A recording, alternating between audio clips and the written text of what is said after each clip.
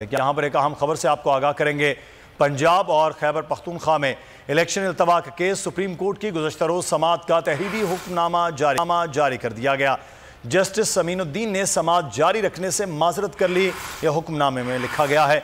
Bench के 3 अरकान का जस्टिस समीनुद्दीन खान के मौक़िफ़ से इख्तलाफ, 3 जजेस के मुताबिक समाअत जारी रखी जा सकती है। जस्टिस मंदोखेल की समाअत से मुतल्लिक कोई राय शामिल नहीं है। अकील अहमद हमारे नुमाइंदे इस वक्त हमारे साथ हैं। जी अकील, आगाह कीजिएगा, क्या तहरीरी हुक्मनामा है कल की समाअत से मुताल्लिक?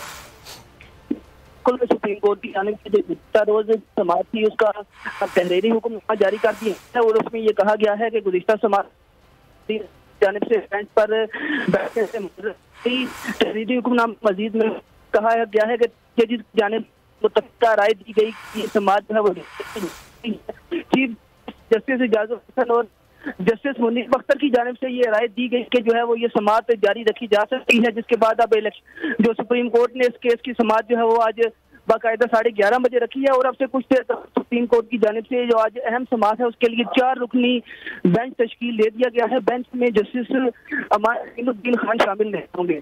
जी ठीक है, अकील अहमद हमें तफसीलात से आगाह कर रहे थे। के हवाले से तहरीरी हुक्मनामा भी जारी कर दिया गया है और अब